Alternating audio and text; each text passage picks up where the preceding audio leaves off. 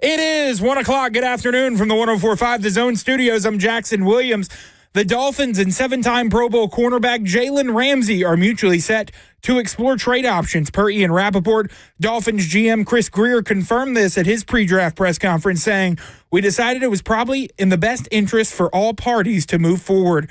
Ramsey, a 2016 first-round pick, was traded to the Dolphins from the Rams in 2023. Another retirement in the NFL is five-time All-Pro and eight-time Pro Bowler Tyron Smith is set to sign a one-day contract with the Dallas Cowboys and retire with the team tomorrow.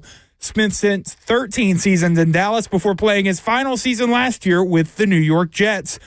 Tennessee baseball back in action tonight against Bellarmine to start a 5-game homestand. First pitch in that one set for 5 p.m. For your foundation repair and waterproofing needs, you need to visit USSTN.com. Breaking news at once on your home for the Titans and Vols. This is 104.5 The Zone.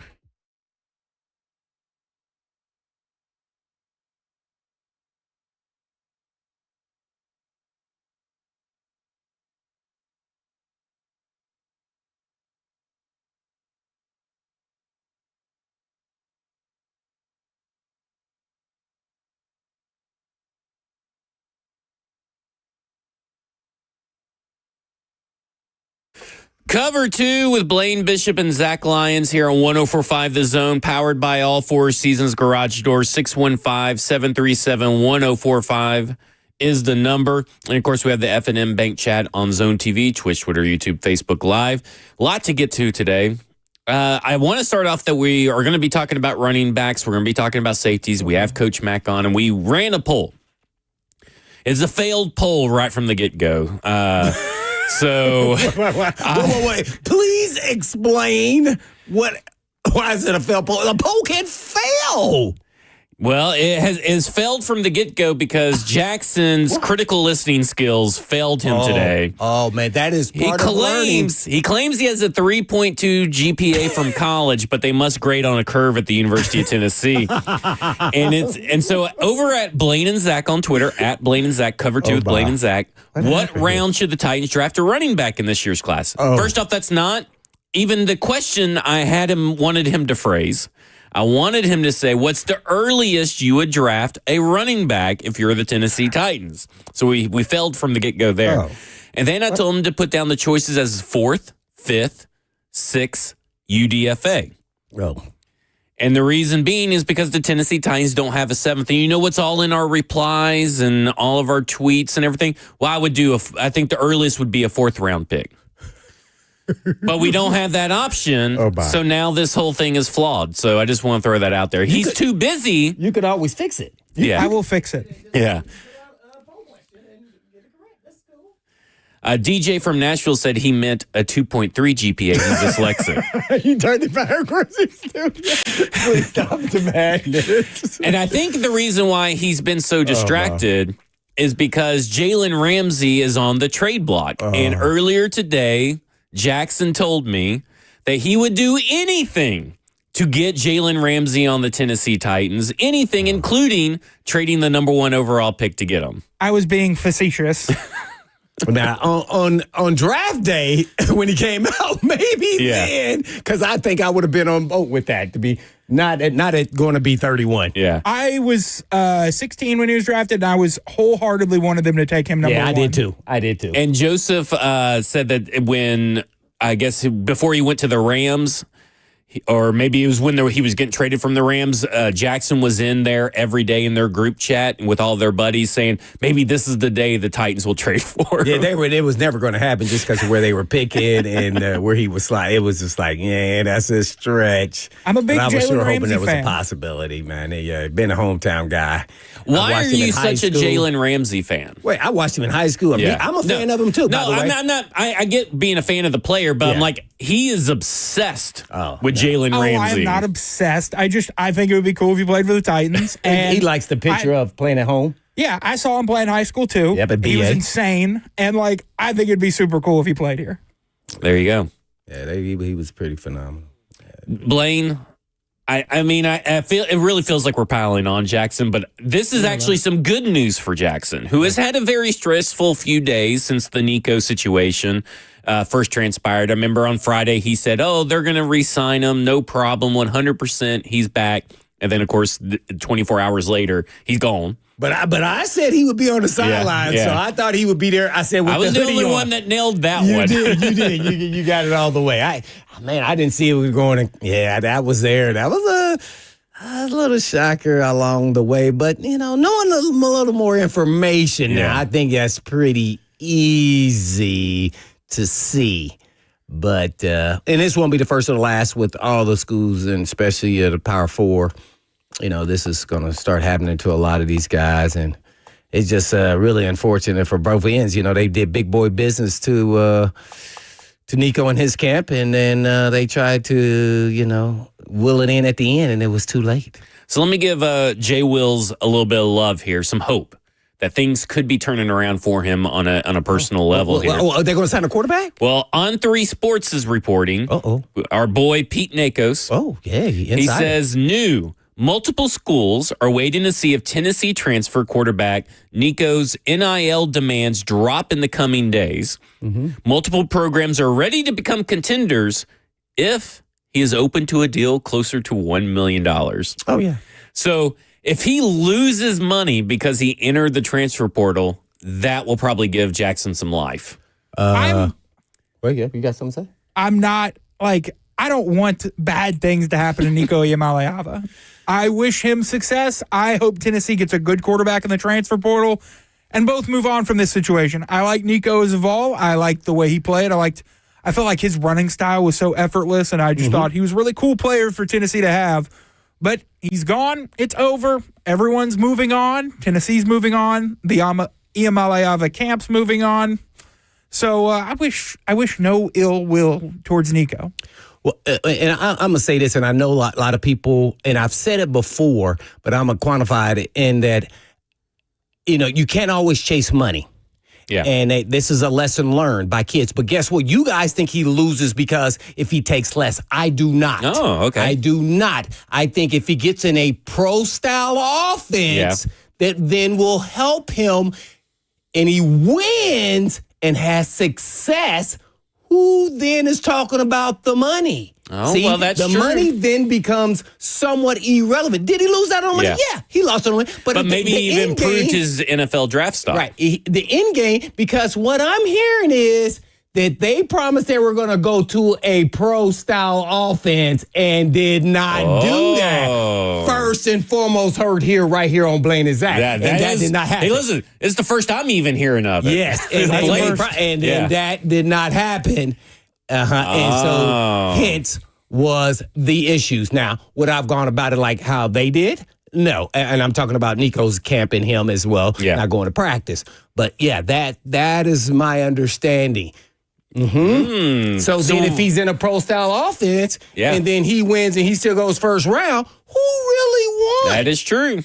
That is true because, as it says here, multiple programs are ready to become contenders if he's open to a deal closer to $1 million. So that means probably multiple contending teams that are like, okay, we've already paid this younger quarterback, but man, if we can get 1 year of Nico, who's likely to enter the NFL draft, and we make him look good, he makes us look good, we can delay the development of throwing someone out there that's not quite ready. That's maybe not quite ready. So that is interesting. I mean, it's a very interesting little news nugget you just dropped on there. That you heard that he wanted to transition to a pro-style offense because, I mean, that offensive scheme, like we kind of talked about, just wasn't clicking last year. Now, and because the receivers weren't ever on the same page, right? I mean, that's what we kind of talked about. It looked like everybody was running wrong routes and everything. And so I kind of look at it and I go, well, maybe that was a demand. And this is just coming from people on their side naturally. Yeah. But it seems believable. Now, in this win-loss, everybody now is putting up fires and trying to prove their side. I don't know who's telling the truth, but at the end of the day, the player actually can win in this situation as long as he performs. See? If he performs, he wins. Yeah. He wins. Because guess what? Now that's a moot point when NFL coaches, scouts start asking questions because it's going to be irrelevant, especially if he's in a pro-style offense. Well, and look at it like this, too. I mean, he got paid, what, $2 million plus just to sit on the bench a year. So if you take $1 million less for one less year, but you're going from what looked to be a third-round prospect if he were to come out this year to a first-round prospect in no time whatsoever. I mean, teams are willing to overlook a lot anyway in the NFL. A little contract dispute. Yeah. As long as you win me games, I don't care. Yeah. And that's what the NFL is all about. And that's going to eventually trickle down. And I think that's what we're seeing right in our face.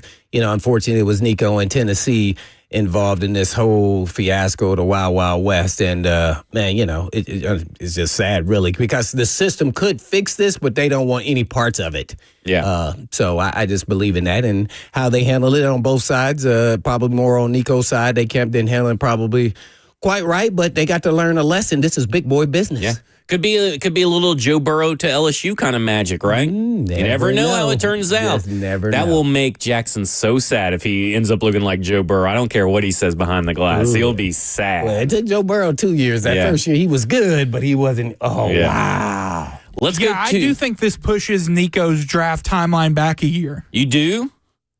I don't think it necessarily. I think it could. I think it's possible. I think it's more likely than not. It does because of the time frame. Quarterbacks are a lot harder. If this would happen in the spring, and he left in the spring, but you just never know how he adapts to a pro style and getting to know his teammates and people buying in and all of that. You just don't know because sometimes it works and sometimes it just doesn't. Sometimes it's Cam Ward, right? Yeah. I mean, now Cam Ward had 4 years of experience and Nico doesn't, but he goes and immediately adapts, immediately takes off at every stop. So we'll just see what it is with Nico. Let's go to Ryan, who wants to talk some Nico. Ryan, you're on with Blaine and Zach.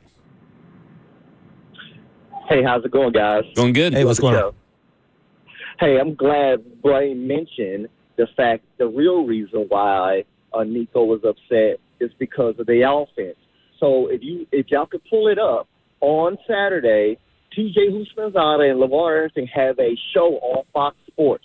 TJ Houshmandzadeh is from Long Beach, knows the family, and he's been saying that from day one. And you, other than TJ, are the only people in the media that is bringing that up. And I'll just shut up and let you guys comment on it. Thanks. And to your point, I just talked to LeVar Arrington just an hour ago. Called him yesterday. He calls me back, and I said, hey, I listened to you and TJ this weekend, and I'm wondering, hey, man, what's up with TJ? TJ Houshmandzadeh, former Bengal wide receiver, if you don't know who he is, a really good player, is really close with the family. And he really just said that's all Houshmandzadeh was saying, that they promised that they were going to, tweak the offense where it had some pro-style, things to it. And that they said that they were going to do that, and they never did. That's what he said. Now, he didn't back up what, them missing practice and the dad and the camp and everything else. No, he didn't go into all of that. But when I was listening to him, I don't have TJ's number, but I do have LeVar, and it was LeVar's show. That'd be interesting. Yeah. We'll get more of your calls to this reaction. I'll try to find the clip and maybe give it to Jackson, see if we can play it, and we can hear what was actually said on Fox Sports. This is Cover 2 with Blaine Bishop and Zach Lyons here on 104.5 The Zone.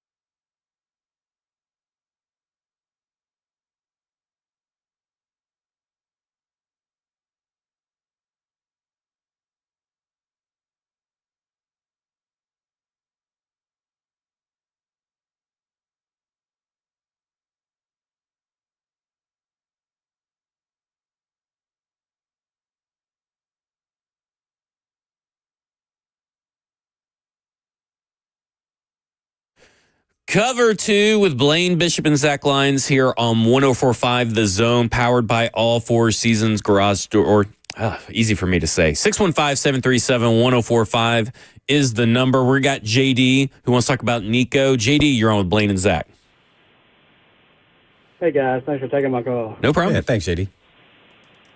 Hey, yeah, with the Nico situation, I heard, I think, Blaine talking about it being maybe wanting to go to a pro style and all this and that. And I get that, but if those rumors are accurate about him even contemplating not even playing the playoffs last year, I mean, to me, that's just not something that, I mean, that would be a deal breaker in itself, I mean, for me, but I don't think that's the issue. I mean, I think he does have bad advice. He's got wrong people in his head.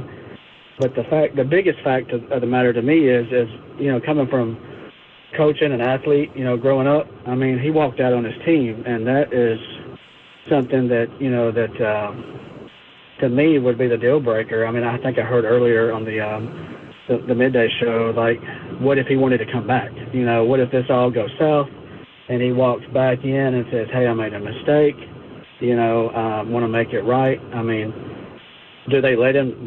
Is that even a possibility? I mean, would you think Coach Heupel would let him back in? But I mean, I think at the end of the day, I mean, all Tennessee fans probably saw this coming anyways. But to me, the biggest factor is he walked out on his teammates. And guys, I'll let you follow up with that. And thanks for taking my call. Have a great day. Thanks, JD. I mean, I think we all agree that both Tennessee and Nico's side have handled this whole thing poorly from the get-go. The results will speak for itself. But what do you think about, because it was floated out there, but, you know, not going to practice, potentially, allegedly trying to negotiate and maybe even possibly not play in a college football playoff game. And by the way, he wasn't the only player on Tennessee's team to do that. There you go. That's interesting. So a little bit more tidbit coming So then out. I wonder if that's why it looked how it looked. And when I say that, I'm talking about the results of that game. Yeah, maybe it was. But what do you think about the term, I guess he used, is walking out on his teammates? I mean, it just reminds me so much of what happens daily in the NFL when contract disputes and negotiations. It's just, I don't know, how do college kids view it, I guess? Well, I'm not sure. I'm not in college. But for me personally, it wouldn't bother me, but I get why they mishandled that. Nico, he should have gone to practice and maybe not played. That's why I said he would just stand there on the sideline. See, because then now you playing nice. Nobody can say that I didn't show up or did I let my team down. See, now he opened up that gate and boy, did they run through it, right? He gave them the opportunity to do that. Yeah. If he would have showed up, they could have just said, oh, he was sick. They would have made up some excuse of why he wasn't playing, or he would have said he had some injury or whatever it would have been, right? So I don't think him coming back will ever be a possibility based off of how Heupel had talked there the whole time. I just think so. And then, college students are still emotional. They don't understand where we're at with the business side of it yet. They haven't caught up. And then, the head coach plays into those emotions. Oh, he let us down. He didn't come back. At the same time, if he really wanted to come back and Heupel was going to give him my attaboy, they'd come up with something to let him back in. I just don't think that's going to happen. So, I think if he would have went to practice and not even played in the game, I think it would be fine to come back. I really believe that. I don't think it's as big as a deal like it was in the 90s about somebody missing practice, or we have come so far from that. Now, just imagine this. How was it viewed when you transferred 2 or 3 times back in the 90s? Oh, he's a problem child. Oh, now it's a regular occurrence. Yep. So what people's thought process, fan bases, haven't caught up with how it is. This is a business now. So it's pretty much as close as you can get to pro sports. So I mean, it pretty much is a pro sport at this point. But guess what? If they wasn't paying you and you thought they should be paying you more, you'd do the exact same thing. Yeah. I mean, it's amateurs, I guess, technically, but I would say it's with the way that athletes have progressed. You're making millions in skill of dollars. level, you're making millions of dollars. This is a pro level to me. Yeah, this is now a pro world that we're living in a college sport. It's sad because Nico's a good kid, good guy, all of that, team guy, and it's just, he was told what to do and he followed what he was told. Yeah. So, and listen, you can say, we kind of talked about it yesterday, you can say that, he is of his own person. He could stand up, he could do things, but that's not necessarily the culture. Yeah, they're not going to do that. Yeah, it's the head of the table. Just turn on WWE if you guys need to see it. Roman Reigns, there was a whole 2-year feud about the head of the table and all this kind of stuff. And, it has ties. And it is, listen, I've seen firsthand athletes that come from that culture and their dad really just lay into a team about certain things that weren't going their way. And it was Marcus's dad, and he was hot-headed. And I could not believe all the stuff he was saying. Mariota. Yeah. I couldn't believe all the stuff his dad was saying to me. I had ran into him, in our neighborhood when I lived in back in the day. And he just was just laying it out, as a father, not necessarily, I didn't agree with most of what he said, but I could see where he's coming from with the Tennessee Titans, how they've handled surrounding Marcus with certain players, which sounds familiar. And it just is, he was just laying into him. So I can understand why Nico's dad has handled it the way he is, because that's how the culture is. But at some point, you got to let your agency do stuff for you. And it sounds like maybe they got the wrong agency giving them the wrong advice. But so earlier, let's go to Danny first. Before we go to the Fox Sports clip, let's go to Danny. Danny, you're on with Blaine and Zach. Hey, I just don't see where Tennessee has mishandled this thing. Everybody, is laying a little bit of blame on Tennessee, but I'd just like to hear your thoughts of how you guys think they mishandled it. Well, real quick, I'm going to say this. I said this yesterday, that they should have said, no, we're not changing our offense, and we're not giving you any money. Bank from the jump. And guess what? They would have made a decision he had to make that decision as quickly as possible, and they could have moved on too and not been stuck in a situation now where they have to actually go take a player from another school. I was going to ask him, don't you think that they should have done this in the winter portal? Yeah. Because now you've kind of screwed yourself by waiting around and not doing negotiating. Because we've heard numerous times now from two different, a bunch of different sources that the Tennessee Titans Tennessee Volunteers closed up negotiations in January. Yeah.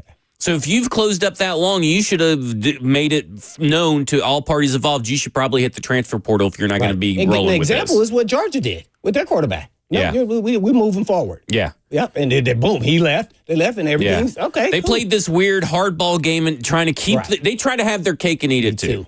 That's what because they tried to wait out Nico, thinking that he'll just play on the contract that he's already been given, and it turns out they didn't play ball like that. He's a good guy, and he'll stay in line, and everything will be okay. We sold him on he was making money, which he did when he didn't even play, and so they thought that it would work. And hey, man, at the end of the day, everybody loses in this situation. Yeah, and that's the minor part with Tennessee, because there's always going to be players out there that can go get somebody, but it's the timing part of it. To me, because now you put, learning this offense is not, it's just easy. They just go walk in the door. Right. You got to sell your teammates on this guy. Chemistry. That's why I said they should have thought outside the box. It's like, hey, man, if we're going to go this route, we need to make moves now. We should have done what Georgia did. Look around the NCAA, for example, with how they handled it. You should have saw them do that with Carson Becker. You should immediately try to do it with Nico. Mm-hmm. Instead, you tried to have your cake and eat it too. He did that in December before the playoff game. Right. Oh, if I would have known that, I was like, oh, yeah, he out. I would have got him into that game. Yep. And then after that, I'd be like, nope, we've already moved on. Yeah, it's time to go. But now you've kind of screwed yourself, right? It's just, to me, I look at it and I go, here's where I think that we would have viewed, and I said this yesterday, would have viewed all this differently if when the first Pete Nakos report came out, if his dad, Nick did not come out and say what he said, that this was all bull crap, all a lie, called him, these ugly names, and then they had the family friend that did the same. If you wouldn't have had those two bad PR moments, I think we'd be viewing this whole situation a little bit differently. Well, you know what? You can get, at least for me personally, I can get over a dad and somebody doing that, but him missing practice. See, and he could have left the window open, Nico, that is, to stay at Tennessee if that was a possibility. Spring was over, and then all of that is. Guess what? Jackson's got some breaking volunteer or Nico news, I guess, and not volunteer news, but we got some breaking Nico news. What? Tulane is pulling out of the Tennessee transfer quarterback recruitment of Nico. So there you go. Another one you guys drops that it. Well, you weren't in there, but I did say that. Yep. Yeah, that's because that's what I'm here, because I know some people on Tulane staff. You just know everybody. Look at this guy. Well, I do know. He's some dropping people. News everywhere today. Well, yeah. We're going to get you a little Ian Rappaport. I like to keep it because I like to play dumb. Because everybody thinks I'm dumb around here anyway. Yeah. Well, we're going to call you the Blaine sheet or something. We got to start something up for it. Yeah. Well, speaking of what you heard, you said you would talk to LeVar Arrington. We had a caller call in and all that kind of stuff. So on Saturday on Fox Sports Radio, Up on Game is the name of the show. It's LeVar Arrington, TJ Houshmandzadeh, and Plaxico Burress. They do a show. And the title of this clip... It was out that day. Oh, was he? Okay. Plaxico was out. The title of the show is TJ Houshmandzadeh says, Tennessee is lying, in all caps, lying when it comes to Nico. And here's the clip. Reports had surfaced that he had not shown up to practices, and that Nico had ultimately opened up negotiations in terms of what it was going to cost for him to play for Tennessee. And that's false. Okay. They're lying. Tennessee's lying. And they probably like, damn, hope nobody comes up and disputes this. Okay. But they're lying. All right. And I know this is fact, not as well, we know you know him.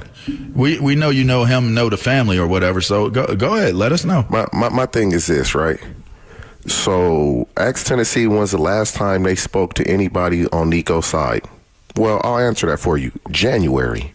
So what are y'all negotiating? When was the negotiations taking place? When the last time y'all spoke to anybody on his side, it was in January.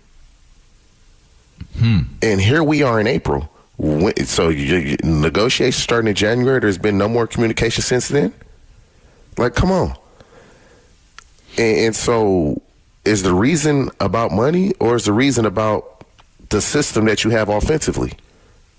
You can't say that, huh, Josh Heupel? You don't want to talk about your offensive system and what you told him and what you were going to do, and you tried to call his bluff.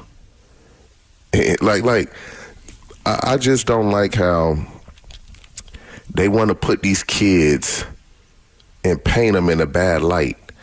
If you say you're going to do something, do it. And if you're not going to do it, just be up front so everybody can make a decision that is best for them. But when the player makes a decision that is best for him, now you want to lie and put out false narratives about the reason.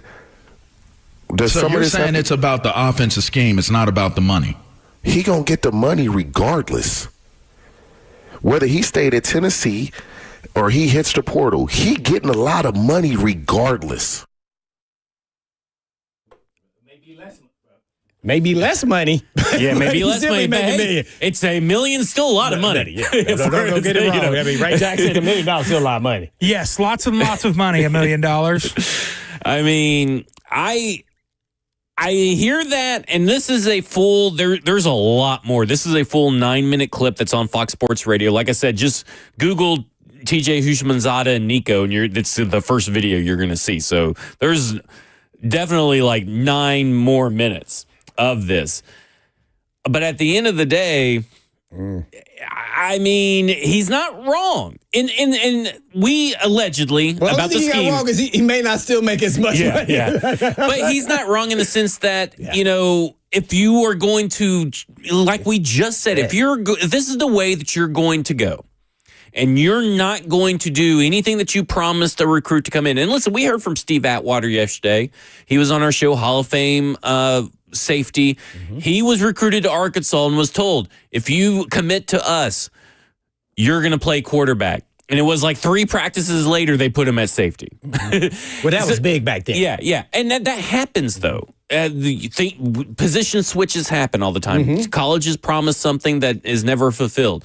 But at this point, I look at it and I go, hey, why don't you, this is the way you're going to go and you're going to be stubborn, and they try to play hardball with it, that was the wrong move by Tennessee. That's unfair to Nico and them, because now that this has all happened and they missed the winter transfer portal, now they got the spring transfer portal.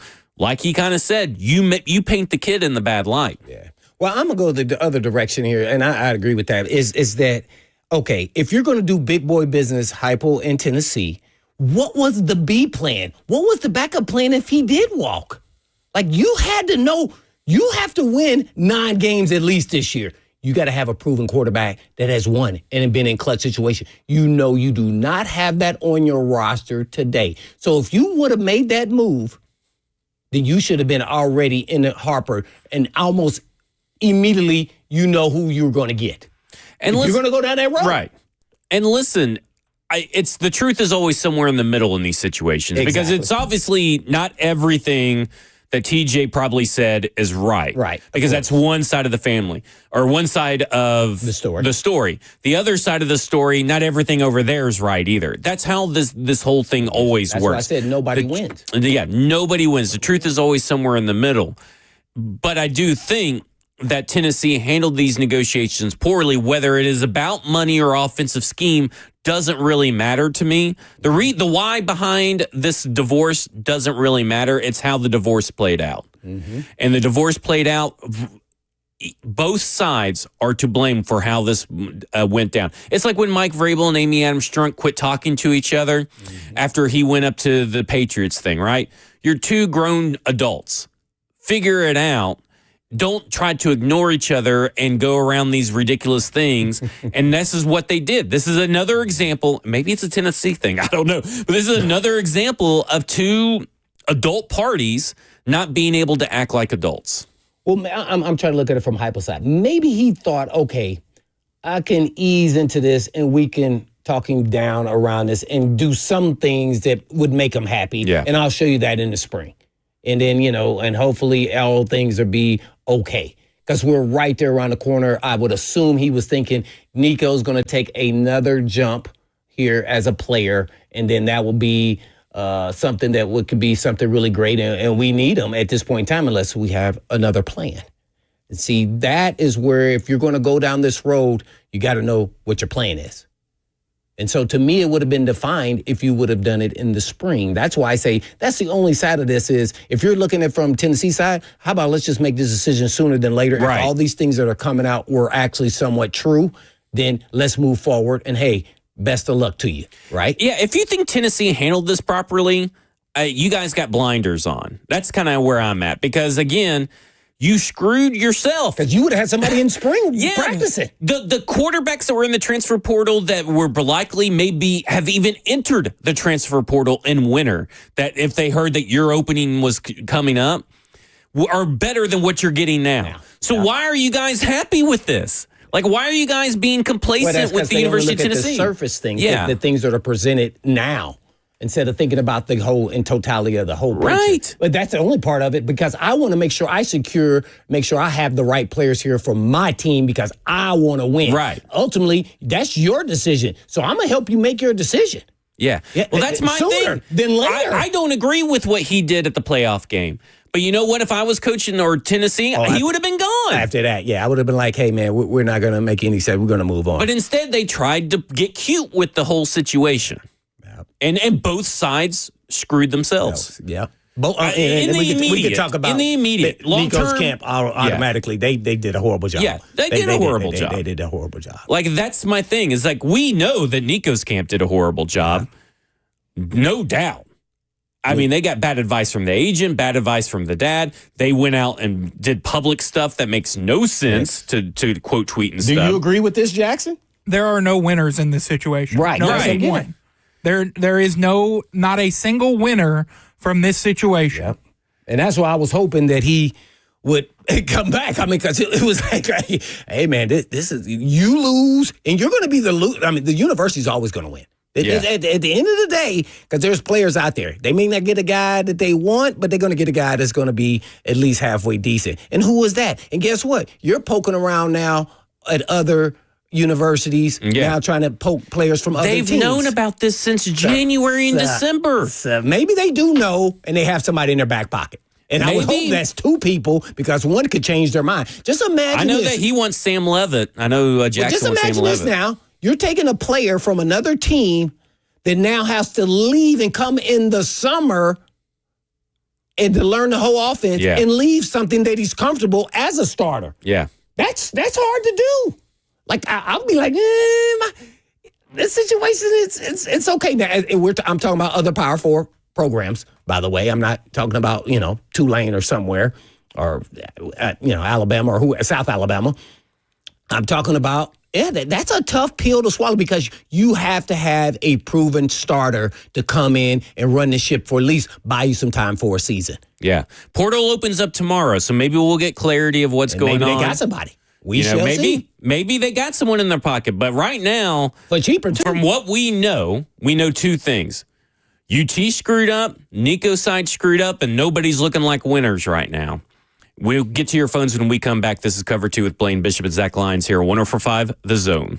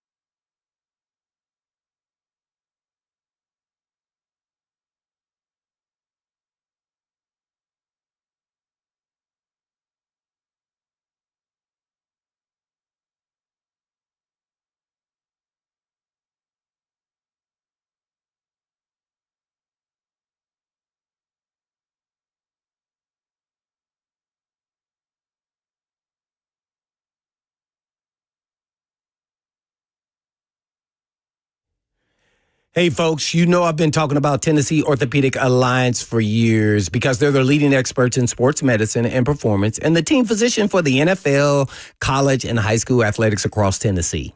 And TOA provides sports medicine coverage to more high school and college sports teams than any orthopedic group in the state of Tennessee. They have 29 locations throughout the state and over 100 physicians throughout Middle and East Tennessee to take care of all your musculoskeletal needs. And TOA has 11 urgent care locations with walk-in availability 7 days a week. They offer direct access to sports medicine and performance, physical therapy, and nutrition. Personalized rehabilitation plans to enhance mobility, reduce pain, and improve overall physical function for patients recovering from injuries or surgeries. And TOA also offers sports performance training, a specialized program designed to enhance athletic performance and provide tailored training solutions for athletes at all levels. So please check out their services at TOA.com. Yes, that's TOA.com.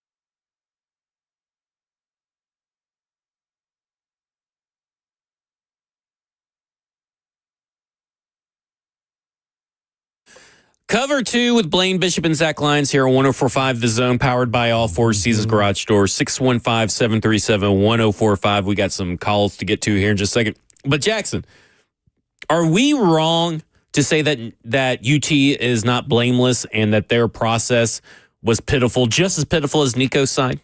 There are no winners. Exactly.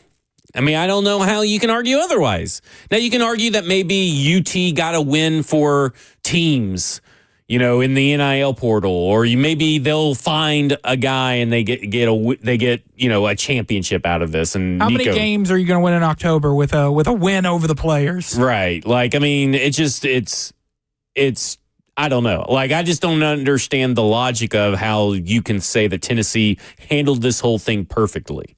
Because obviously they did. Nobody did. Well, first of all, we don't know who their starting quarterback is. That tells you everything. Yeah. They can say, oh, well, Nico left. Well, guess what? They should have just told him he could have walked. Now, Nico could have walked too. So their whole side is, man, they just screwed it all up. But, man, I would have never wanted to be in this situation. If I'm sitting at the head seat as the head coach, I would have made definitive, we're changing my offense? You want me to tweak it? Nah. I think now we've kind of meet where we're at. And I'm sure that's easier said than done looking back. But it's hard when you say you see the team on the cusp of winning, making the playoffs last year. And you say, well, we can make some adjustments. And then all of a sudden they go to spring, and then he really doesn't. And listen, I think this is a good point. Brent Reed, I think it's a good point. Maybe you don't because you're a player. But he says on the F&M Bank chat on Twitch, Twitter, YouTube, Facebook Live, he says players will man up and make sure they prove they didn't need Nico. I think players do. No, people always, players, that's what they kind of live for, and it's kind of somewhat of an edge and motivation is that we rally as a team. Even if the players aren't as talented or a player isn't as talented as the guy that's replacing them. You see that even in the NFL. So you can get by with that for a game or two, though. Yeah. But that won't last the entire season. It's not sustainable for you. No. Gio Lopez, South Alabama quarterback, Jaguars quarterback, has entered the transfer portal recently. Yeah. I've seen a few people bring his name up as a potential to bring in. I don't know much about he's supposed to be going to UNC. Maybe he's going to UNC. But this leaves an opening for Nico. And you said, Jackson, that you had an offer for Nico to go to South Alabama? Season tickets to the Rocket City Trash Pandas and a gift card to Winsel's, an oyster house in Mobile. There you go. We can get some free oysters. So there you go, Nico. Jackson could be your new agent, Nico. There you go. Better than the last offer, apparently. Probably. Let's go to Bobby, who's been waiting patiently. Bobby, you're on with Blaine and Zach. Hey, guys. How are you today? Doing good. How are you? What's going on? Fantastic. Thank you. I think Nico did him a favor. I think they may have even purposely shut down negotiations in January. I think if you look at the tape, it says he was the 10th best quarterback statistically, and the tape supports it in the league this year. I think Heupel believes in his system and thinks with the two quarterbacks he has now or anybody he can bring in, he can find somebody that'll be the 10th best quarterback in the SEC with his system. And why change? Why change to a pro-style offense? And let me tell you, if Nico wants to change to a pro-style offense, he better learn how to make decisions a lot faster, and he better learn how to calm his feet down in the pocket. Hendon Hooker did just fine in that offense because he made quick decisions and timed them right. His threes and his 5-step drops, they were simple and easy, and he stayed in the system, and then the system opened up the deep ball. Nico just doesn't do that, guys. You could watch him think all the time when you watch games. He was running out of bounds at the end of games, not even throwing the ball in the end zone, giving this guy a chance.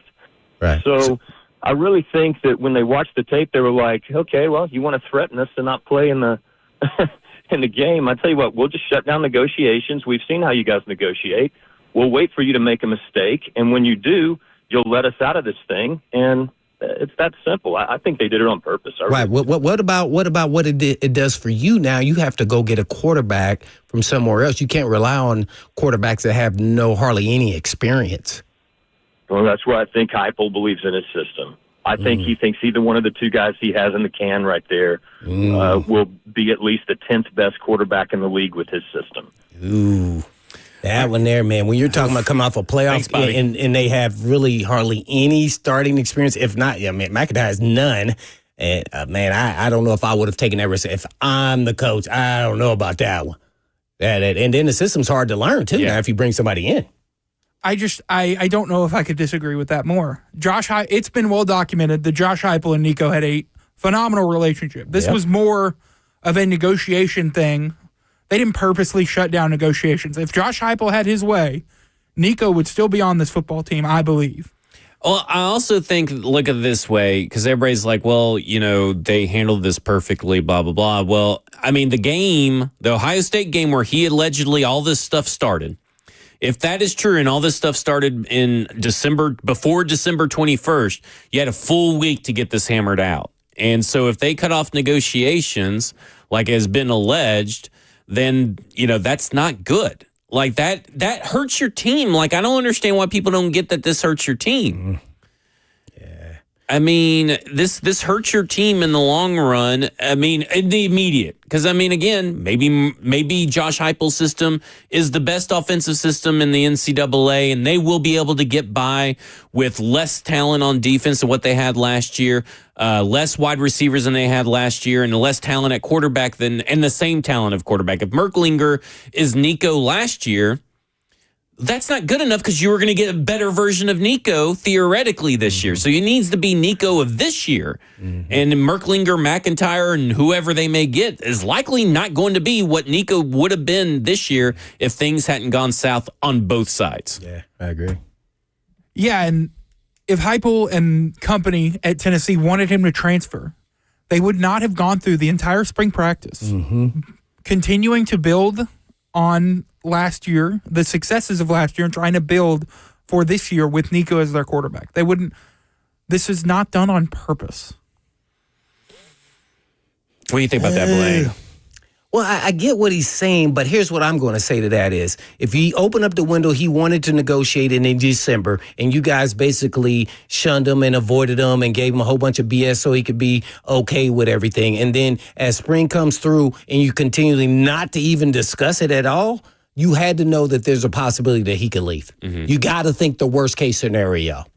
Especially, and what is your plan if that does happen?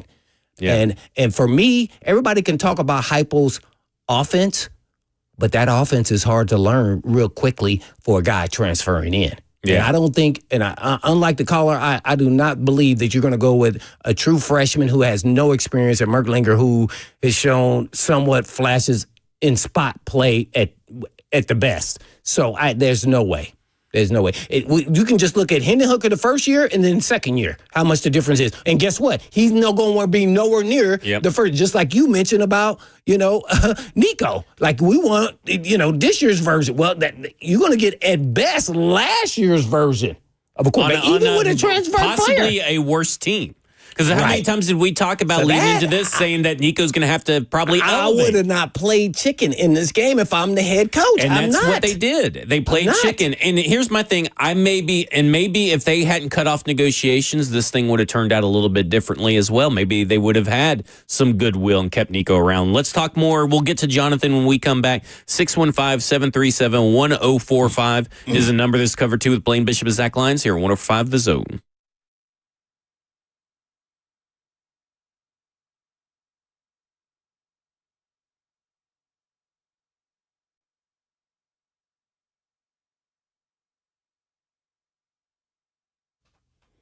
Struggling with joint pain, suffering from a recent injury, looking to recover faster after surgery?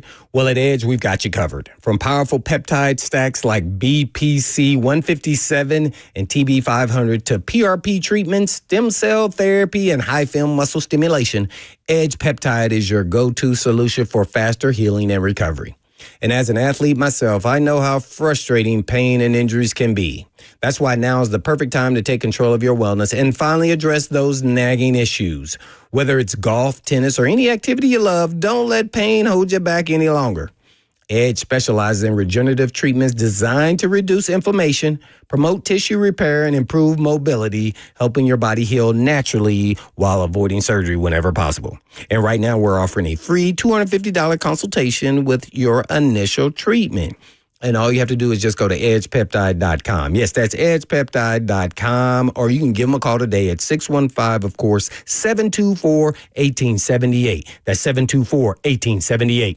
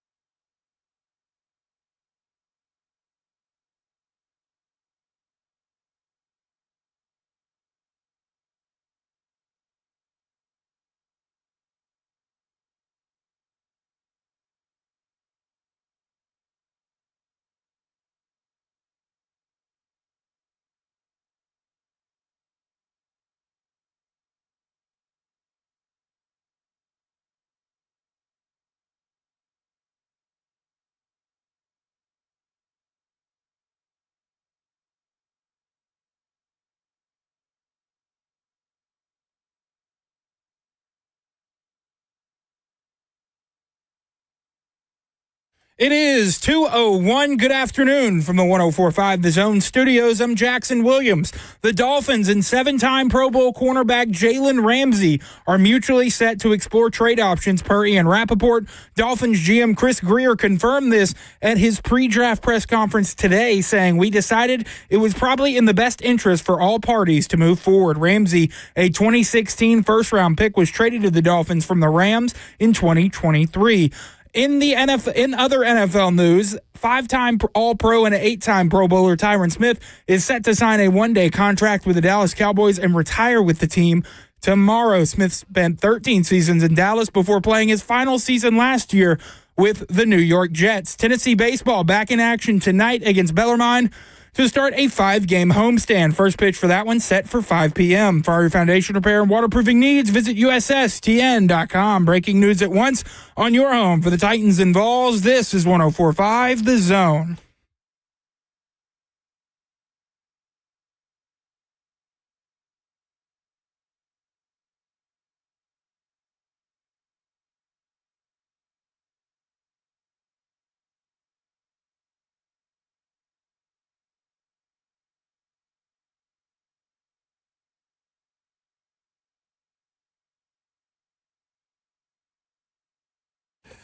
Cover 2 with Blaine Bishop and Zach Lyons here on 104.5 The Zone, powered by All Four Seasons Garage Doors. 615-737-1045 is the number. We'll be joined by Coach Mack at 2:20 later today, brought to you by Two Rivers Ford, South's most trusted Ford dealer. And let's try to wrap up a bow on this Nico conversation, move some Tennessee Titans. But before we do, I got to go Jonathan, who's been holding patiently. Jonathan, you're on Blaine and Zach. Yeah, I was just wanting to ask. I'm sure I'm not sure I understand what you're saying. How Tennessee handled this wrong. So Nico was one of the first guys to get a NIL deal, $8 million over 3 years, which is more than most first round, or as much as a lot of first round NFL quarterbacks make. We bring him in, didn't play the first year. The 2 previous quarterbacks that Tennessee had, they're both in the NFL. So you are talking about Heupel's system. So we got the number 1, number 2 quarterback in the country, right? And they're asking him to do what they did, or at least. So I'm not sure what they did wrong here, but they backed him all the way, and he didn't perform. It's that simple. Well, thanks for the call, Jonathan. I mean, our stance is that they handled the negotiations part of this improperly since December by just completely shutting down communication. That's just not a good way to handle this business at any means, and you've really kind of messed both yourself up, more than likely, and Nico also messed himself up by even trying to do the stuff that he did. Like, I totally get that, again, I think Jackson put it best, and he is a University of Tennessee fan. He has a dog in this fight. He says, hey, neither side won. Both sides lost. And it's because both handled it poorly. And I think that people always have to have a winner in these situations, Blaine. Like media. Remember trades. Right, trades are a perfect example. Any kind of trade, someone's a winner, someone's a loser. Who won the trade? Who lost the trade? Well, there are instances where both teams lose or both teams win, right? And this is an instance where both sides lost something in this negotiation and both sides handled it poorly. There does not have to be a winner in every situation.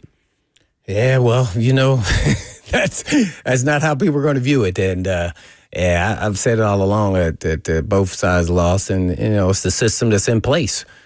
And what we're referring to is, come December, they could have nipped it in the bud whether they're going to give him more money or not. Whatever side you're on that, I probably would have told him a no and move forward after that game. And that's why you were hearing rumors. And I was wondering why we were hearing rumors that he may transfer, and then other players were then entering the portal as well. And wanted more money. So that then hence was true. So then I would have said, you know what, we may have to move forward. And you got to know what would have happened at that time if they would have done that. So other players might have left too. And I think that's what spooked them and said, nah, we're just going to play this along down the road, and hopefully Nico just, kind of talks to his camp and we kind of move forward when we get past this. All we got to do is make it for one more year. See, I think in reality, that's probably what happened if I was making a guess. They could have, at that time in January, let's just say January, and after the December game, 21st, everything gets Ohio State. They could have just said, you know what, we're going to move forward. We want to be fair to you as well to our team, and we're going to, cut ties and go in a different direction. And that's what I'm talking about. That way, not only the university had a chance to find a quarterback, a starting quarterback that's already proven in this league, and Nico could have went on about his merry way. Yep. Bop, bop, bop. That's it. That's what we're referring to, because that could have happened. Well, this is people instead of everybody now grab back, and then we could talk about Nico, and he eventually will find a team, and he may make less or more. That doesn't matter. Guess what? All you care about is your university, and you don't have a starting quarterback, a proven starting quarterback. Right. Because that Ohio State game played December 21st. The portal closed December 28th. Yeah, you had a full week. And listen, if you want to act like things can't move that fast to accommodate all that involved, you guys have not been paying attention to professional sports, and this is now a professional sport. Everything moves at the speed of light when necessary. Yeah. They get, maybe even if they were tagging him along, they could have, after that game, at some point, even if it was a week after, said, we decided to, hey, it's best for us to go our separate ways. And I think that would have been fair for both sides and even themselves. And that ultimately is what would led me to that decision for me personally, because I want to win. And guess what? If you don't want to be here, I don't want you here. And you're not going to be holding me hostage to always re-up and talking about you want more money. So, bye. Like this, you could spill it how you want to. Yeah. They had ultimate control to some extent to control this whole situation. And to me, I would have went that direction, because I wouldn't have want to get to here where now I got to go poke some other, quarterbacks off some other teams and got to learn my system. All right. Really hard. Let's talk about running backs. Oh, no. Where's the running backs at? Let's talk about some running backs. Let's talk about NFL. I'm tired of talking about a guy that's not even playing for University of Tennessee anymore. Oh, but that's the hits, man. That's what Jackson said we got to talk about today. I'm sure Jackson's probably sick of it. He told me I need to be nicer yesterday. He says I'm too mean. You too mean? I'm too mean. I pick on UT fans too much. All right. Hey, okay. Man. The Titans, how much of a priority is running back for you for this team? Because the Tennessee Titans, Tyjae Spears, obviously, when he's healthy, he's really good. Pollard's a starter, right? Pollard is a starter, but I'm getting to Pollard next. Okay. So you don't have a backup that could be relied upon to be healthy. Mm-hmm. Then you look at Pollard. He did sign a 3-year deal, but he's entering his second year, and there's a lot of carries that they probably wish someone could have taken off his plate going forward. So how high of a priority is it for you that the Titans try to find a running back in this very deep running back class? You know what? That's kind of an interesting question, because it's about what this draft brings about. And to me, this is a deep running back draft. I don't... running back or D tackle is the deepest in this draft. One of the two, based off what I'm seeing probably so far. Defensive tackle, but barely. Yeah, right. See, so with me, that wouldn't be a priority. Okay. Knowing that, I probably could get a late rounder to even a free agent that can be a contributor to this team as a backup. So would you even spend with no 7th round pick? Because that's a lot of picks from a lot of players come off the board from your last 6th round pick all the way to the end of the draft. It's hard to say because they have them rate, and I don't, rate it at certain level, and they may decide at that point in time we're going to take the highest guy on our board, rated wise, and it could be a running back because this is a deep class. So you get in a situation, you get to the 5th through 7th, I think all bets are off, and I think I would be cool with them taking a running back from that point on. Gotcha. I'm not taking a guy high unless he's just exceptional and I'm just conflicted with 2 other players and that we know what this guy's going to be. So let me ask you this. The Bleacher Report came out with a mock draft today, and I don't think this has any chance of happening, but I just want to float this out there. Okay. In the second round, Amarian Hampton, the consensus running back 2, who I really like. I love Amarian Hampton. Well, how do you not like him? It's awesome. Genty and him, and they are tier 1, and then there's a gap. There's a gap. He fell to pick 35, and Bleacher Report had the Tennessee Titans not passing on Amarian Hampton.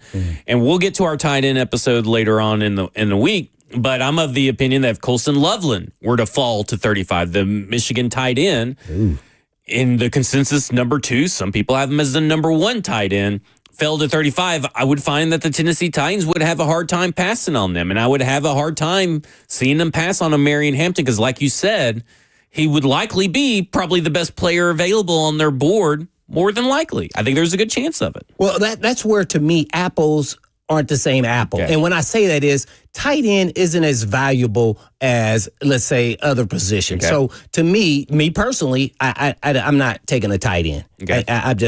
Now I would sacrifice a running back, and some people say you shouldn't take a running back. If you get a elite, there is Genty and Hampton. They are tier 1. They are elite.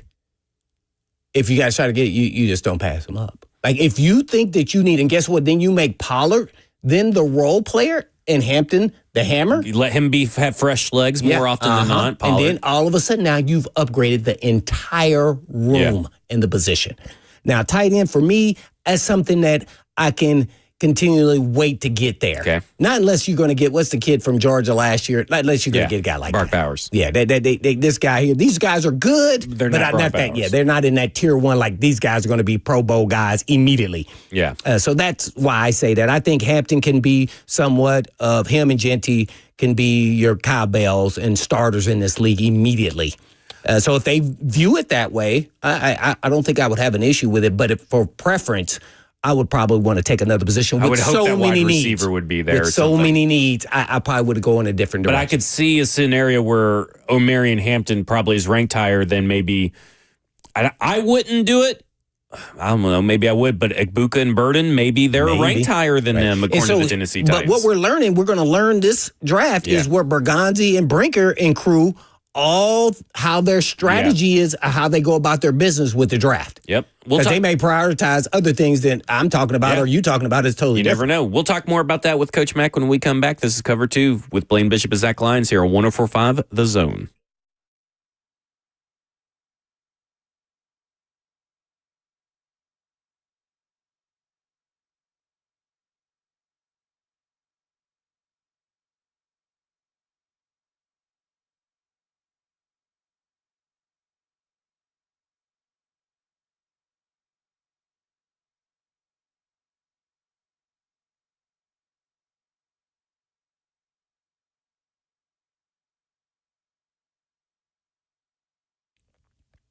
Ever wonder how I keep my mojo? Well, hey, it's Blaine Bishop here. And if you're looking for the best tacos in town, you got to check out Mojo's Tacos. They got 3 amazing locations, including my favorite spot in Nolensville. And Mojo's Tacos is where the magic happens. Whether you're craving their mouth-watering carne asada, their delicious fish tacos, or their famous street corn, they've got it all. And don't forget to try their house-made salsa, and it's got a punch it packs, yes. And each location has a great vibe and perfect for family night out and catching up with your friends. Plus, their friendly staff will make you feel right at home. So head on over to Mojo's Tacos and taste the difference. Trust me, you won't be disappointed. Mojo's Tacos, 3 locations, 1 unforgettable experience.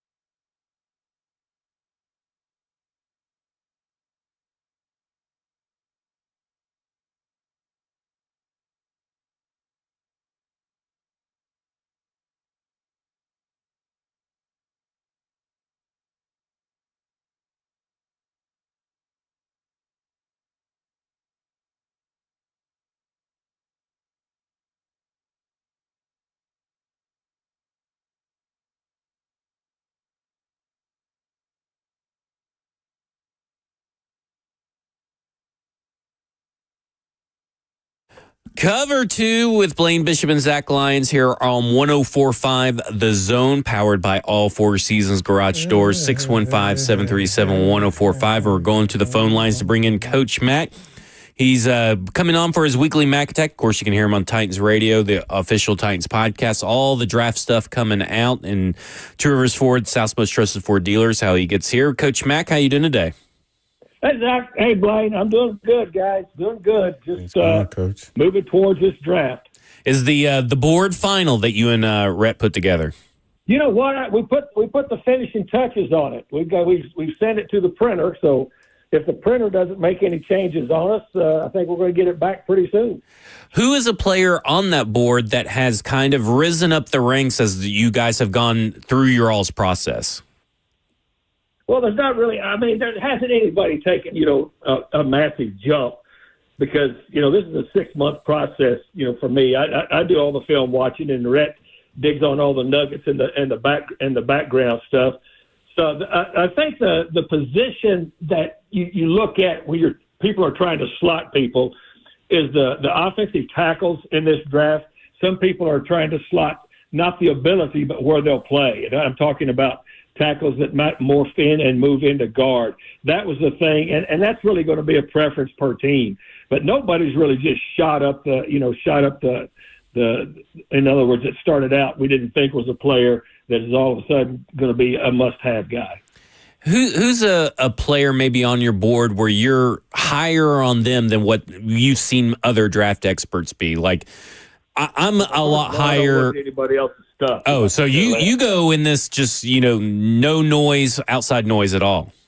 No, I mean, I as I say, when I was brought up doing the draft, I mean, you do your stuff, you read your report, and then you listen to everybody else's. But hey, guys, I've been in draft rooms before where they've thrown people out for bringing in publications to say, well, you know what this so and so says about get out of the room. I like it. I think we need to get rid of more people in draft media like that. I feel like there's too many talking heads. Draft media is fine. And look, everybody's got to make a living, and it's the draft. The draft is an industry unto itself. It has captured. But when you are putting a board together and you're going to make picks, the difference between myself now than what I did when I was coach, I'm not making any picks. I mean, I was involved intricately in the draft for all the years that I coached, leading up to it, on draft day, being on the phone, making decisions, trades, all of that stuff. But the other people that do it, that really, once they put those mock drafts out, they've got no consequence whether they're right or wrong. But it's information that people like. But if you're a decision maker, you've got to be able to zero in and make your own decisions. When you have a prospect like someone like Tyler Shuck, who is a little bit on the older side, and he has had injury issues, how much does that age and injury issues factor into your analysis of the tape and when you are stacking your big board? Well, first of all, you go off of what you see on tape. Now, you're correct. I mean, he's 26 years old. He's married. He's got 2 children. He's been at different places. His injuries, though, when you dig into his injuries, he doesn't have any injuries that no ACLs, none of those types of things. I mean, he's had broken bones, but the 26 years old, and again, when you talk about the quarterback, I'm glad you brought that up, Zach. When you talk about quarterbacks and you start lining them up with what your needs are, and I'm not just talking about the Titans, I'm talking about for the other 31 teams. Right. Your quarterback draft is completely different than your positional draft. So this guy is going to have. Well, I can tell you. I mean, I know I got Tyler Shuck in the 3rd pod. I think he's going to go higher than people think he's going to go, just because of the fact when you dig into his tape. I mean, he's an operator. I mean, he can operate. That maturity can help him. It can be a plus and a minus when you're 26 years old, but the way quarterbacks are now in the league, a lot of these guys aren't just going someplace and staying for their whole career. They're bouncing around quite a bit. I like Tyler Shuck. I've got him in the 3rd pod. When quarterbacks bouncing around, I think we've talked about this before, but is there a benefit for teams, or is that a hindrance for teams when they're trying to do their analysis and their drafting of any of these players of any position when a player bounces around as now what will be probably more common in this NIL era. No, it's very much common. And the thing is, you've got to follow the trail. It's different. It's different than, years ago when one guy was at one place for 4 years and you watched him and you could see him in a linear progression at one place, probably in the same system. Sometimes the system could change, but the player wasn't leaving that institution where he was. Now you have to be able to follow the trail of where the guy is. And if as you said, goes from even from one conference to the other, which they're doing a lot now, then, the way that your scouting is set up, you may have different people looking at them at different times in different locations where they are, but you still have got to follow the trail where they are. So in a sense, it's a minus as far as, because you're going to have to, pick up to where the guy is. But it's also a plus because you get to see how they adapt, to different environments and to different circumstances. So there's a plus and a minus to it. But for a continuous trail, you always have to have a continuous trail, regardless of how many stops he makes when you're following the guy to get a final evaluation. We're on with Coach Mack. He's here for his weekly Mack Attack, brought to you by Two Rivers Ford, South's most trusted Ford dealer. Well, Coach, kind of take us through what your evaluation was. I know both of these guys at quarterback are going to be at the draft ceremonies in, I think, Green Bay with Jackson Dart and Jalen Milroe. Kind of give us your evaluations of what they look like and how good they are and whether they're prospects as far as an NFL talent. Yeah, I got Jackson Dart in the second pod. I got him ahead of Milroe just as far as to ready, not ready to be a big difference in the National Football League, but more ready just because of the offense that he's been in. And then you start looking at, Jackson Dart is more accurate than Milroe. Milroe, to me, is the best athlete right now, the best pure athlete right now at quarterback in this league, but he's wildly inconsistent with his mechanics, with his throws. But, I've got him just a little bit. I've got Milroe and Tyler Shuck. They will probably be taken pretty close somewhere together. I've got Jackson Dart a little bit ahead of both of these guys just because of the fact of the offense that he's operated. And, he kind of demonstrates all of the qualities that you would want as far as the guy that could be able to process. And he's a decently accurate quarterback. Yeah, I want you to go through a little bit of Jalen Milroe because when he was playing all season, he was inaccurate with all the intermediate passes, and I just get frustrated. And in some games, he looked very accurate, but he's a phenomenal athlete. Now, I want you to take us through how you talk about scouting a player like that with this kind of level of athleticism at the quarterback spot, but still needs a lot of development. Well, it's a lot like what Lamar Jackson was coming out. A lot like that. That's what you saw when you watched. When you scouted Lamar coming out of Louisville, a fabulous athlete, just needed his mechanics refined as far as throwing. And the mechanics are not just the upper body throwing; it's getting the bottom and the top half, put together. And also because they're both really great athletes. When you're that good of an athlete, especially a foot athlete, a lot of times what you want to do, you like to forfeit to being able to take it off a little bit before you read through a lot of progressions. But to me, and here's the other thing, guys, in collegiate football, you've got 20 hours with these guys. Now, you get them into the National Football League when they're doing it for a living, and you don't have 20 hours. You can work for 20 hours a day if that's what it takes on mechanics and those types of things. That's extremely, extremely important, especially for quarterbacks. You can improve throwing mechanics because, and a lot of it comes with being able to adjust what they are doing, tying their upper and their lowers together.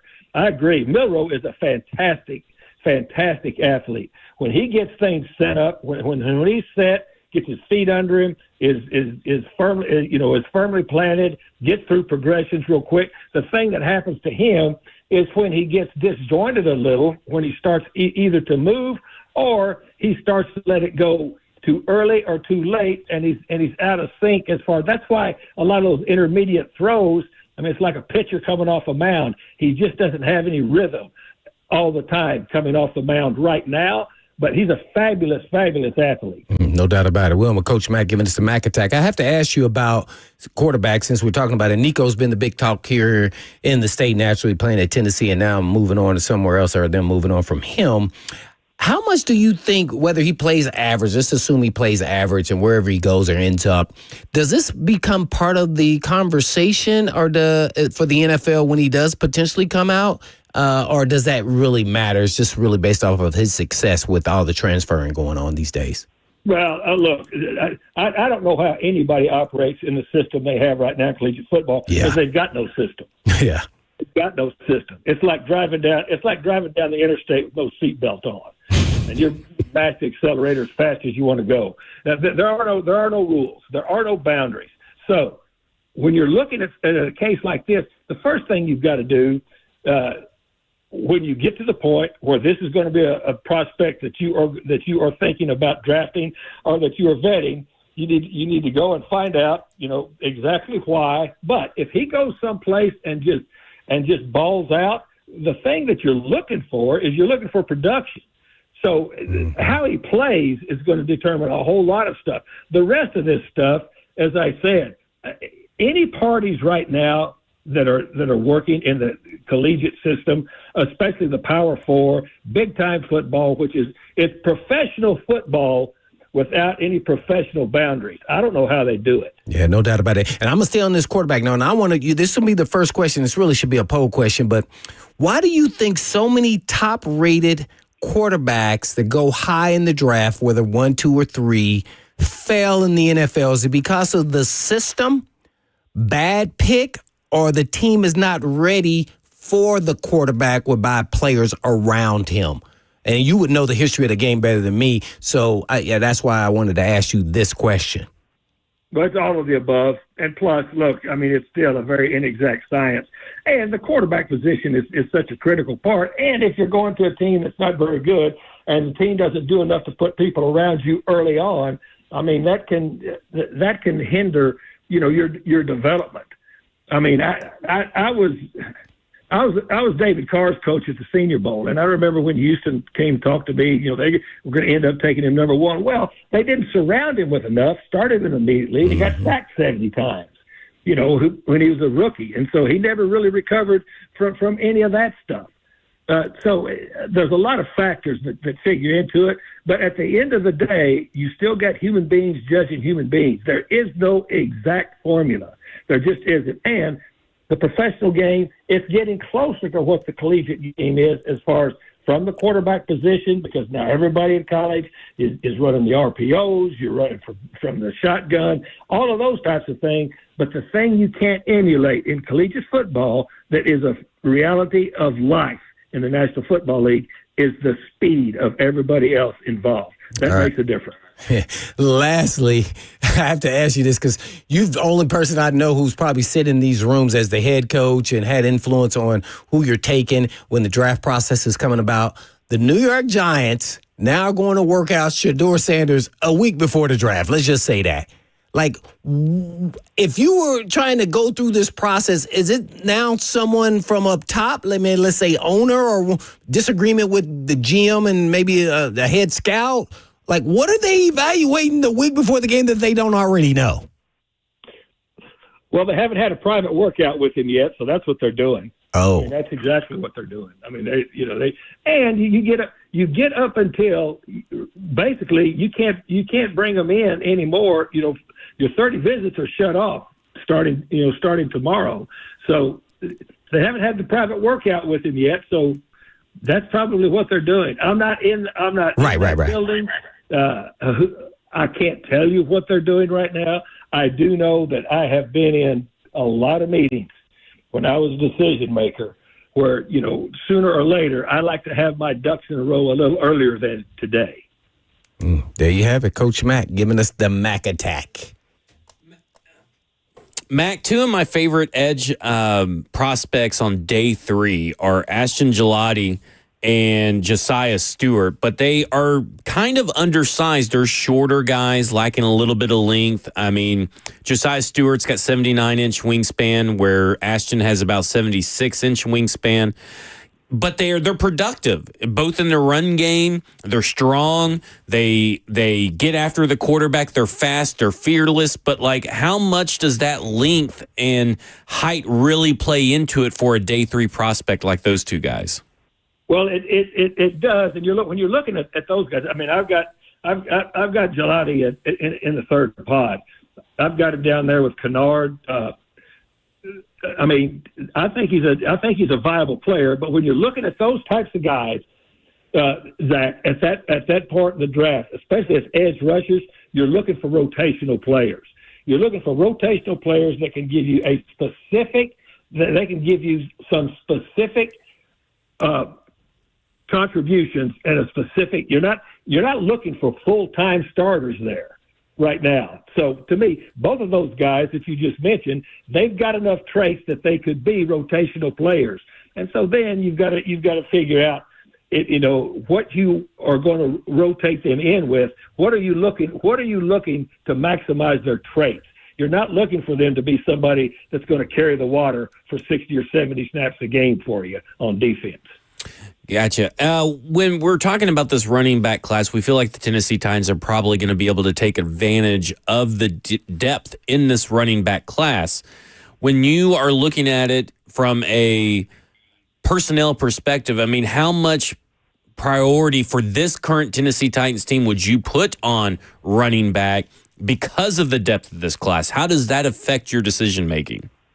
Well, first of all, you look at the depth on your team and what the viable assets are on your team right now. The viable assets, to me, and again, I'm not making any decisions for the Titans, but they've got more productive assets right now, numbers-wise, at the running back position than they do, say, at the wide receiver position. But this is a good running back draft. I think it kind of surprised people a little bit when everybody started digging into it. And I've got a lot of guys here in these. I got 7 pods full of running backs, all of different sizes and different varieties that I think will be able to help. I mean, I think you'll be able to find somebody that can help you. Now, again, I'm not talking about a bell cow. I'm talking about somebody, though, that can help you probably in 3 downs, because a lot of these back are 3-down backs now just because of the nature of what's going on with offensive football in the collegiate game that can help you on that third day. When you're looking at the safety position, how much of what you're getting out of college from these prospects has differed from maybe even just 10 to 20 years ago and the kind of prospects you're getting out of there? We talked about with Steve Atwater, and he talked about there seemed to be a lack of violence, for lack of a better term, maybe aggression that comes from these players because of the rules in college and that, help protect receivers and offensive players. So how do you go about looking at the safety class compared to maybe how you looked at the safety classes 10 to 20 years ago? Well, it's a lot different. I mean, you're right. I mean, first of all, Steve Atwater was a dog. Now, I mean, that was all you got to do is go find that clip of him hitting Christian Okoye head up. It was different. I mean, because they could play the position differently. Now, right to this day and age, Steve Atwater, Chuck Cecil, Blaine Bishop, they'd be playing for free every week, because the fines kept them out of doing some of the things that they were able to do that you wanted to do, that you wanted them to do. So, but you watch the guys, and again, you still look at traits. You still got to be a physical player back there, but you've got to be physical within the confines of what being physical is now. Being physical is what Atwater or Blaine Bishop or Chuck Cecil did, Gary Fensick back in the days as a safety. It's completely different now. But you understand that it's just like anything else. As an evaluator, you adapt as the rules adapt. Give us a safety that has really caught your eye throughout this draft process that you're like, that guy can do it all for the defense? I like Xavier Watts out of Notre Dame. I like Watts. The other guy I like Andrew Makuba out of Texas. Oh, yeah.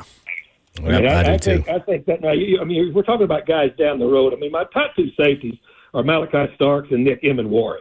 Those are my top 2 safeties. I've got Watts pretty close in there. I think a really productive safety. I'm just looking at my just off the top of my head. I like the way Billy Bowman plays at Oklahoma. He's not, a tremendously physically gifted dude, but plays the game pretty well. Kevin Winston Jr. from Penn State. The Sanker guy from Virginia has got some nice traits to him. And Andrew Makuba. I like those guys. I like Malachi Moore. Malachi Moore is a really smart player and looks like a guy that can do quite a few things for you. I like some of these safeties in this draft. Yeah, just to add on to that, the last safety is he's more not a real versatile, but he's a true safety. He can play in the box. He can play free safety. You see a lot of them show up on film, and that was the Lathan Ransom, I think is his name, from Ohio State, 6'1", 210, good ball skills. I got him in the fourth pod. Fourth pod. pod. I like Lathan Ransom. And here's the thing about safeties now. Because of all the 11 personnel that they're going against, the more of those guys that you can keep on the field. Blaine, you'll understand this. You know how we always used to work a same as system on defense, as to where you might be going against different personnel, but your rules for the way you handled formations, regardless of personnel you were facing, were kind of the same, so that there wasn't a lot of cross learning. Against different personnel groups. He fits into that group. Yeah. All right, Coach Mack. Hope you get a little bit of time to relax throughout the week. You've worked hard on the draft board, so maybe you get a little bit of relaxation in. Guys, this is my relaxation talking to you. I love it. Love it. We appreciate it, Coach. See ya. Thank you. Of course, that was Coach Mack. You can hear him every week, 2 p.m. every Tuesday here on 104.5 The Zone, especially with Cover 2 with Blaine Bishop and Zach Lyons right here on 104.5 The Zone.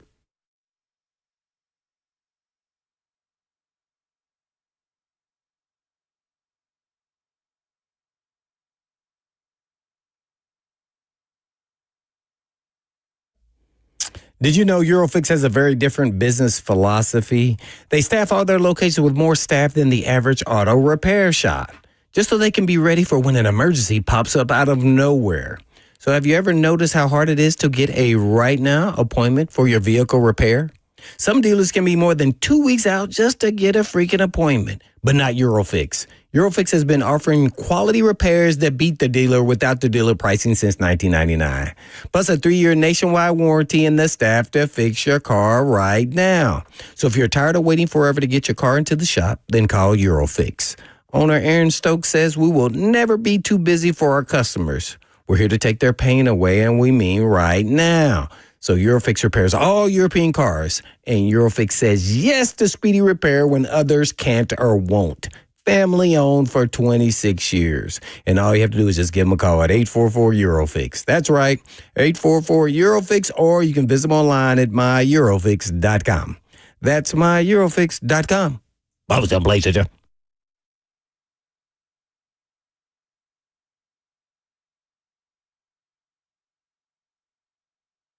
Two Rivers Ford announces employee pricing for everyone. Every tradesman, every dad, every rising star. You pay what we pay. Two Rivers Ford. Locally owned. American made. Did you know you're overpaying for your health and wellness products? With over 20 company-owned brands offering its members vitamins, supplements, wellness, and skincare products, you're able to save up to 70% off retail. Members Nutrition can't change your life, but we can change the way you live.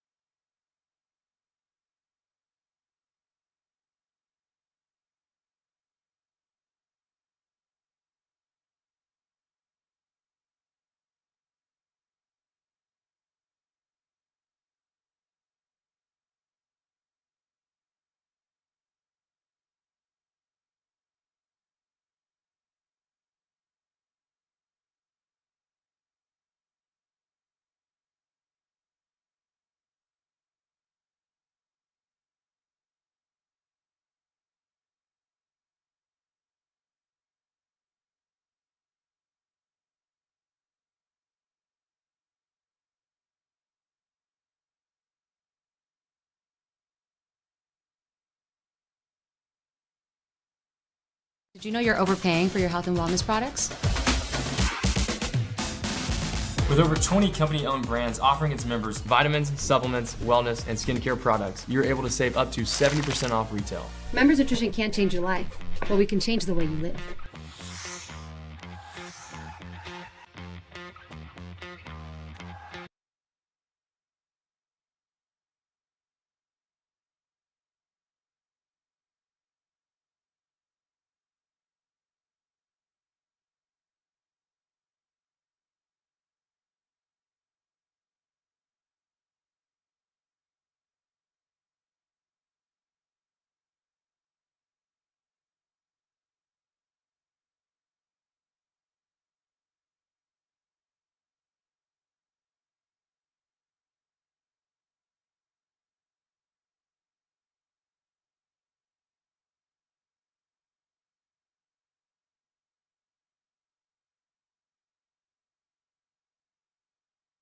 Cover 2 with Blaine Bishop and Zach Lyons here on 104.5 The Zone, powered by All Four Seasons Garage Doors. This is your last call for phone calls if you want to get in. We're talking running backs. And Blaine, I have a running back that I think I really like, and I think he fits what the fans, our listeners, are saying on our recent Cover 2 poll, poll 2.0, as some may say. It says, when is the right time for the Titans to draft a running back? 4th round, 5th round, 6th round, UDFA. And 29% with 5th round, 30% and leading the poll is UDFA. And this is a guy that is looking to maybe possibly go in the 5th and 6th round.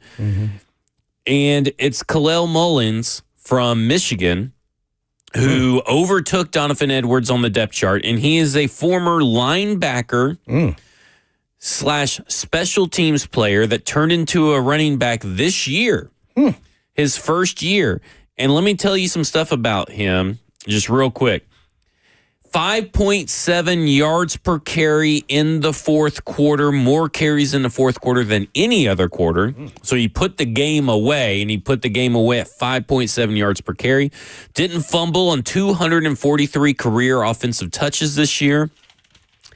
And he's described as intrinsically humble by his coaches and strives for balance in his life.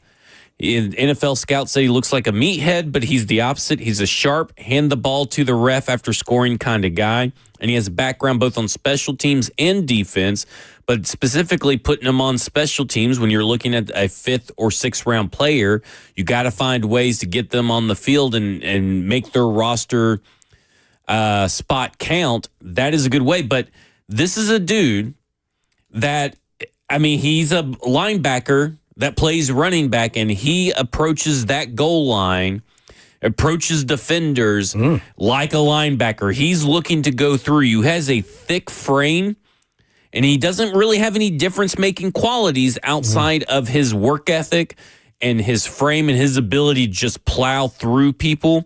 He follows his blocks and grinds yards. Okay, what was it? What's his size, height, and weight? He is 6'1", 226 pounds with 10-inch hands, 78-inch wingspan, and 31.75 arms.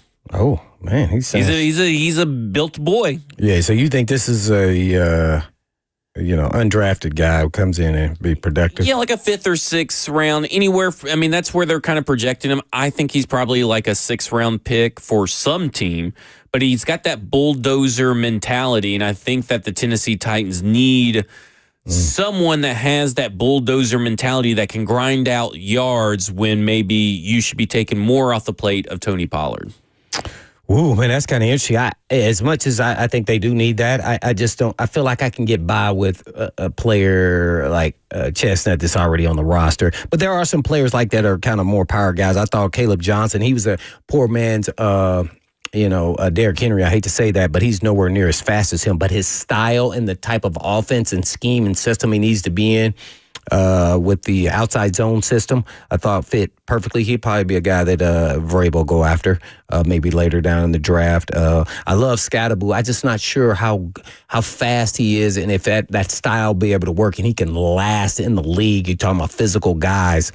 He's really physical, 5'9", 220. So he's a really thick, down to the ground. It's just some of those guys end up being flash in the pans and don't end up playing very long. But I really like his tenacity and everything about him, especially watching him there at Arizona State there. There were some other guys I thought were pretty decent there. Kansas State had a guy, naturally, Sampson from UT, and he was kind of on the smaller side, 5'8"-ish, 200. It's just really interesting, playing in that kind of system and scheme. He was always kind of running to a lot of daylight because they didn't have a lot of guys in the box. So it'd be interesting to see how the NFL evaluates him. I think he would be a 2, but more on the scat back guy. And they got to be with a power back guy. Not sure he can. I don't think he could ever reach the level of like Gibbs or somebody like that. But that's the role you got to look at him as. Oklahoma State had a pretty good guy in Gordon the second. He was 6'1", 225. I really like Gordon. He's one of those guys that kind of does tough physical everything. back who lacks a little bit of vision, but his creativity is good, and he's a physical guy. So if you were looking for a guy in that role, I kind of liked him as a physical guy. But running back, not unless I can get an elite game-changing difference guy, am I thinking about running back until at least after the 5th round. Probably I would go undrafted as well.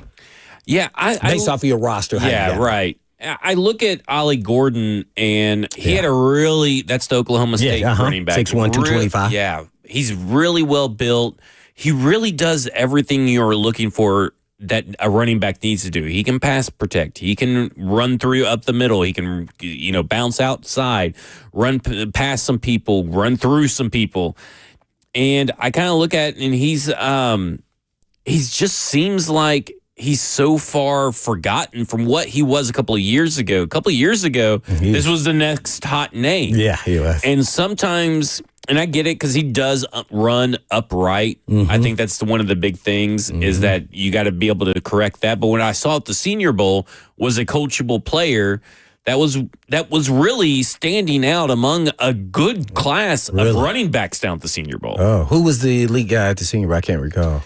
I guess the lead, I think the guy that caught my eye the most was Jarquez Hunter. But I would say that the Auburn guy. Auburn guy. I really like him too. He's built like a running back. Like you look at him, you're like, that dude. Well, he's 5'10", 205. Yeah, he's built. Yeah. You know what's so funny? He to me is not physical. Yeah, that was what was weird. But he was physical at the Senior Bowl. But I know because I'm looking at the Auburn games. Yeah. And that's what people were saying. And I'm like, well, dang, you don't see that on tape. Now, he looks like he'll run away from you if it's a hole. But right. So he was showing physicality at the Senior Bowl. Yeah, it was so weird. So he knew what they were saying about him. Yeah. There was 2 or 3 plays I can remember throughout practice where I'm like, dude, this is practice. Slow down. Oh, really? Yeah. Oh, he was holy crap. And that's why he caught my eye, because I like my running backs to have that little bit of violence and edge to them. Of course. Yeah. But Brashad Smith was there. He had a good week. RJ Harvey, SMU, UCF for RJ Harvey was there. He had a really good week. Those guys stood out. It's the bigger names, like Devin Neal was there. And I don't feel like he stood out to me as much as some of these other guys. Woody Marks was Devin there. Neal from Kansas. Woody Marks from USC. He didn't really stand out. But a guy like LaQuint Allen, Damian Martinez, Bashal Tootin from Syracuse, Miami, and Virginia Tech, respectively, all stood out. Like I said, it's a great running back class. I'm so interested to see how this running back class goes down at the draft. Not just for the Titans, but in the big scheme of things as well. Hey, 3HL's up next. We finally got to talk some running backs, but 3HL's up next. This is Cover 2 with Blaine Bishop and Zach Lyons here on 104.5 The Zone. And in the meantime. And in between time. Peace.